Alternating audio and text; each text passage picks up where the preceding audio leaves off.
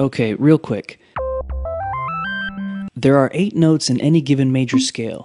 These notes can be assigned numbers. So if middle C is 1, D becomes 2, E becomes 3. So that becomes. The circle of fifths illustrates that chords are also assigned numbers.